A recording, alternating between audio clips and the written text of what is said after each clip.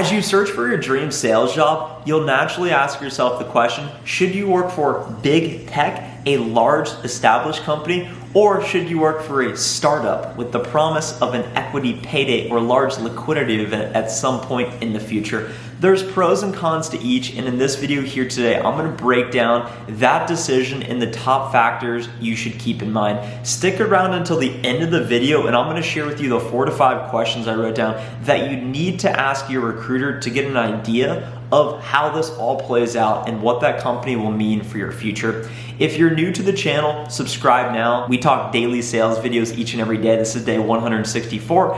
And of course, drop a like below because I want this video to reach as many people that may be facing the same question you're wondering. Should you work for a large firm or a small firm? And as always, reach out to me on LinkedIn if you have questions like this or would like to simply join networks.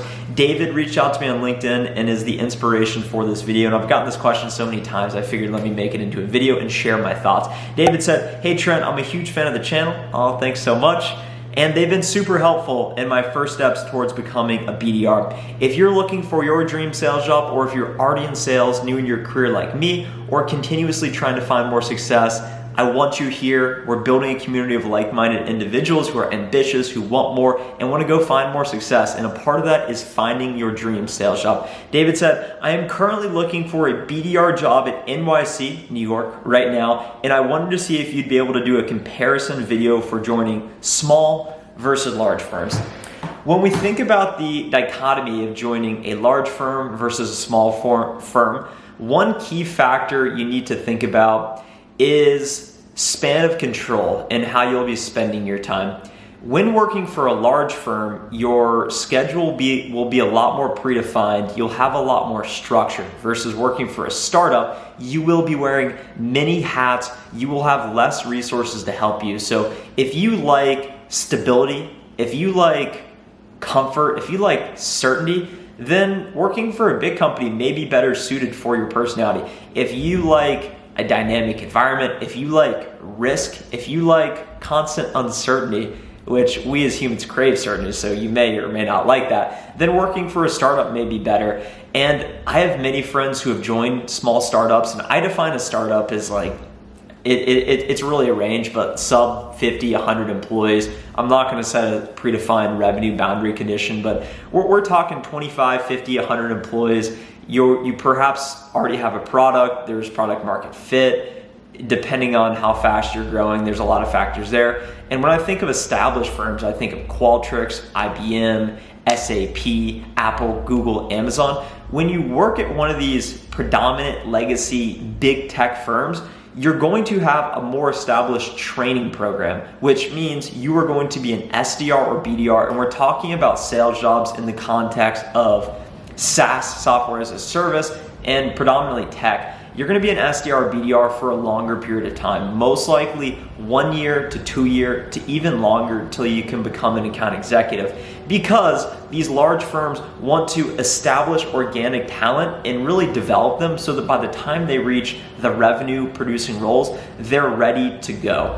When we think about a startup environment, you're gonna be an SDR for 1 month, 3 months, 6 months, a much shorter period of time, because the company needs you to come in and make an impact. And the biggest impact you can make as a salesperson is closing revenue to accelerate top line business growth. Simply generating pipeline is a factor in leading to more revenue growth, but ultimately you're not actually closing the deals, which means that these larger companies have more resources to pour into these training programs, which means if you're really interested in becoming your best self, you may be better suited to join a larger, more established firm that has a better training program, because you are going to have the time to truly develop. And that's the path I chose with Qualtrics.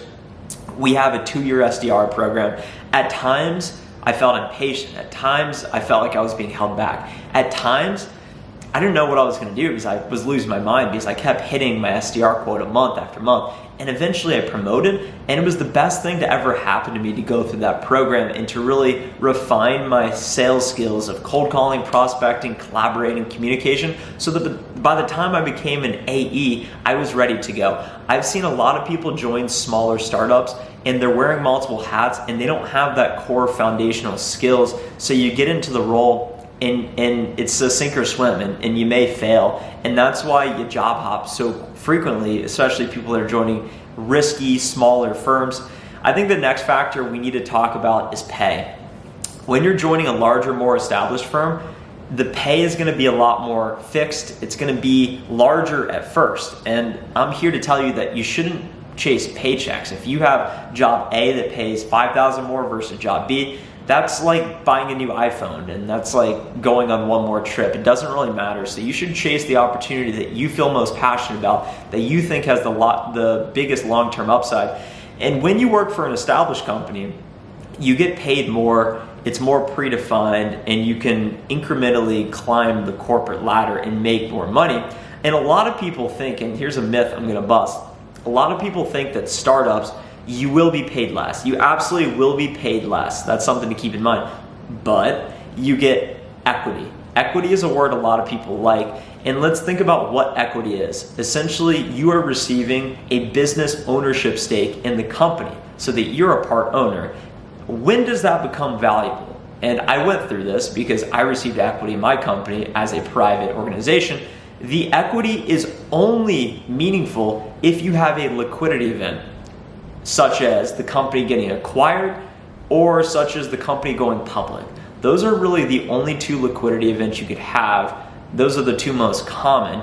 Most startups fail. So just by joining a startup thinking, hey, I'll be paid nothing for 5 to 10 years and then eventually I'll have a large liquidity event, that's really uncommon. And the only way that that would be super viable is if you find yourself at an Uber, is if you find yourself at a Snowflake. You need to be in the very early stages. And when I mean early stages, I mean the first 25 to 50 employees.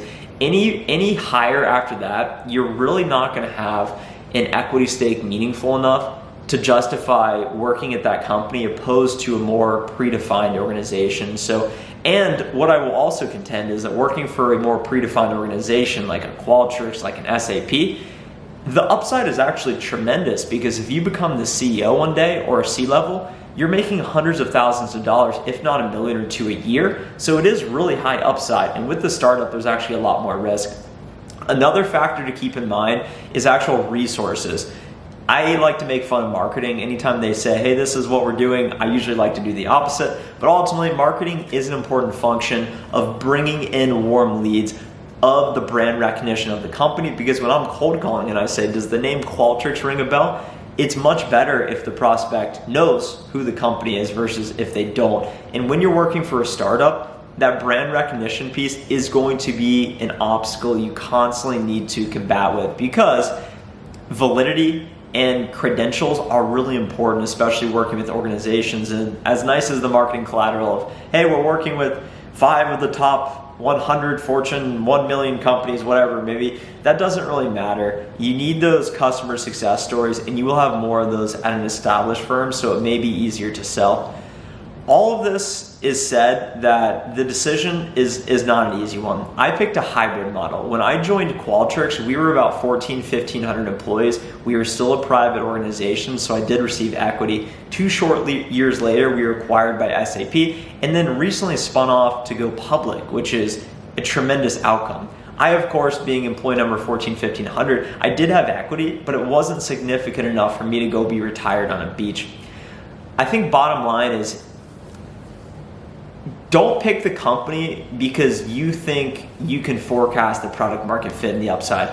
I would only pick a small startup company is if I was well connected with the founders or the key stakeholders in the beginning phases. If I really believed in those people, you should pick based on the people, not so much the company. If you really believe in the people, then it's worth it. If you don't, then it's better, in my opinion, to go work for a more established firm, because that's going to help your resume. That's going to help your story talking about the growth, and you are going to be more desired in the marketplace because employers know that you went through a training program and you really got your stuff right. So I hope that those points helped you, that perspective got you thinking in a different light. When you are talking to the recruiter, whether it be for a small startup or a more established firm, here are the questions you need to ask to establish, is this the opportunity right for me?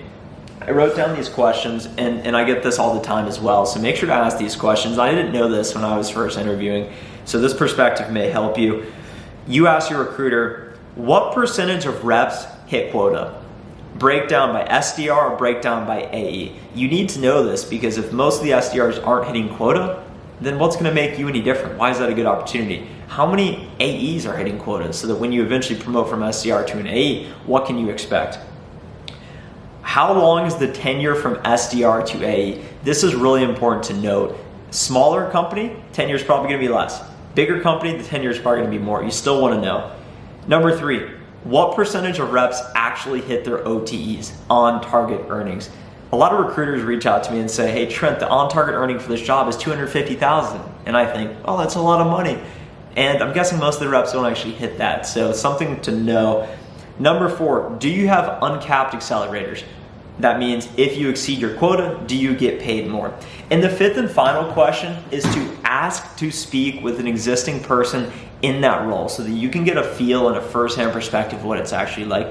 I hope you enjoyed this video here today. Thanks so much for watching. I'm grateful to have you here. If you enjoyed the content, make sure to smash the like button below. Subscribe to the channel, share this video with a friend who needs it. Connect with me on LinkedIn. I think that was 5 straight asks. And the last one is simply to have a great rest of your day. See you in the next video. Bye.